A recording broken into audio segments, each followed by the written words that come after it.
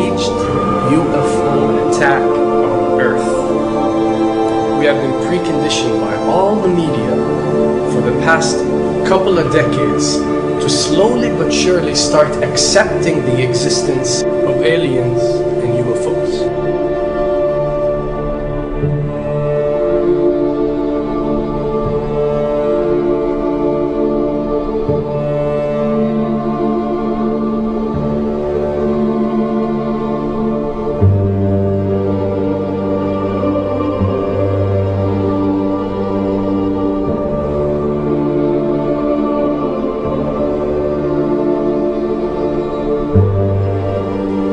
I can tell you right now that 99% of every UFO sighting that has ever taken place has actually not been an unidentified flying object, because this has always been military technologies.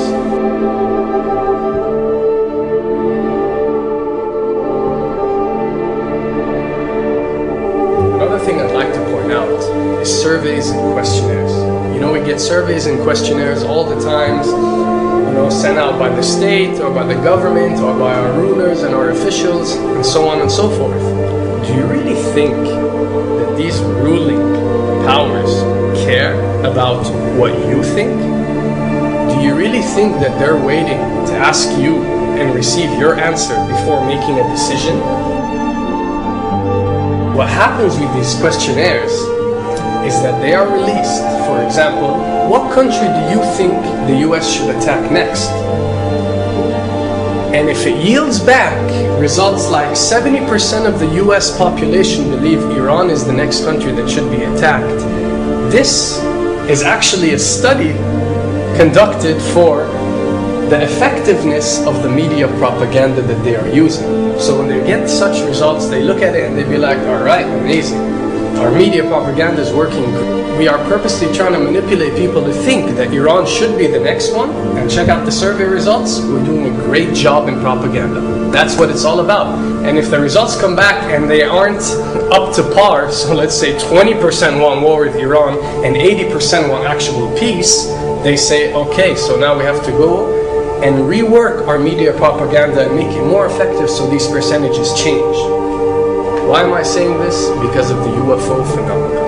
Since the 60s, the amount of people who believe in extraterrestrials have skyrocketed, and are only increasing day by day in our modern world. This only confirms the success and the plans that are taking place to first manipulate you to believe in UFOs, and second, to conduct a UFO attack that is going to force the whole world to unite to fight off this enemy and accept the New World Order. A former Canadian government official is warning we may be on the verge of intergalactic war, saying, quote, the Bush administration has finally agreed to let the military build a forward base on the moon, which will put them in a better position to keep track of the comings and goings of visitors from space, and to shoot at them if they so decide. I was introduced to the late Dr. Wernher von Braun in the U.S., the father of rocketry. In my first meeting with him, during that first 3.5 hours, he said to me, Carol, you will stop the weaponization of space, because there is a lie being told to everyone that the weaponization of space is now first being based upon the evil empire, the Russians. There are many enemies, he said, against whom we're going to build this space-based weapon system. The first of whom was the Russians, which was existing at that time. Then there would be terrorists. Then there would be third world countries. Now we call them rogue nations or nations of concern. Then there would be asteroids.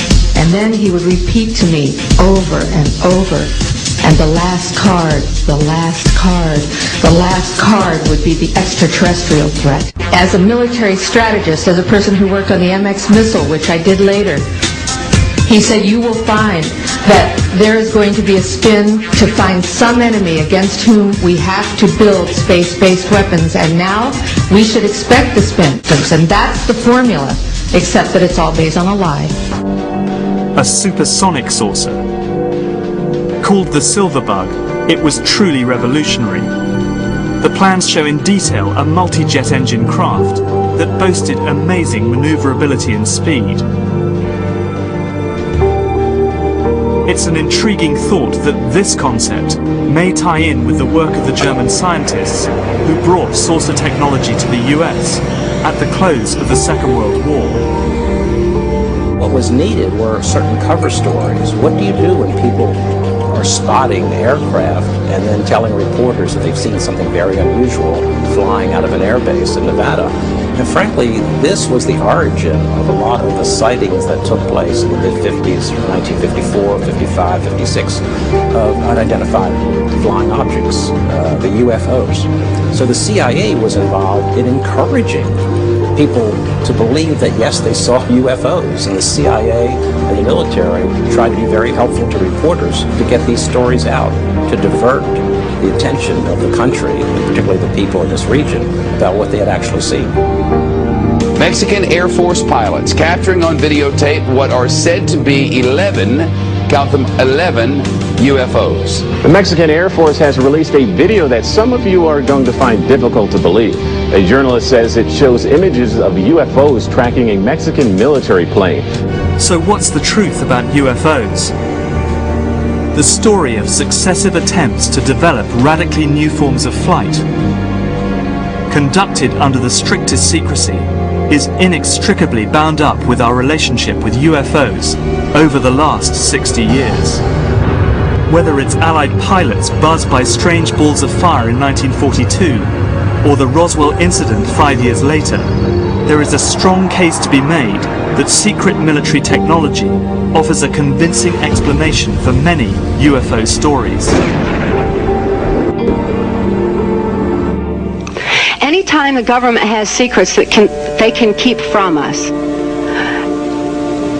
they can manipulate us by those secrets. In essence, they still remain 25 years at least ahead of us in technology, information, and knowledge, and secrets, and they are using them against us. I heard over the years many times over that the plan to usher in the New World Order would be to make all the people in this country and around the world feel totally helpless to prevent the New World Order from occurring, this world dominance plan, by saying that we had been invaded by aliens, so that we would say, oh please UN, come in and help us all.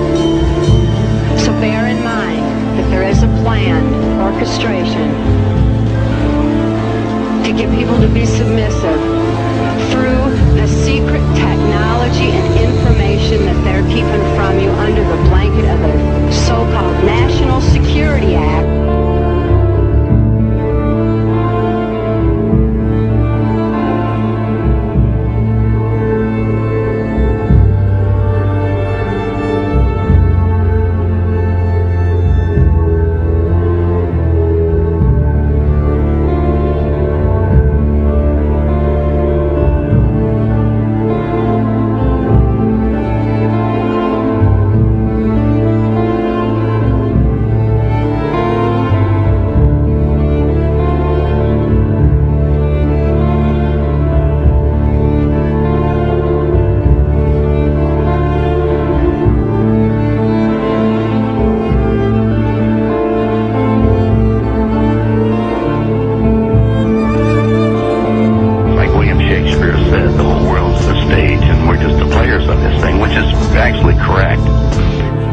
Perhaps we need some outside universal threat to make us recognize this common bound. I occasionally think how quickly our differences worldwide would vanish if we were facing an alien threat from outside this world.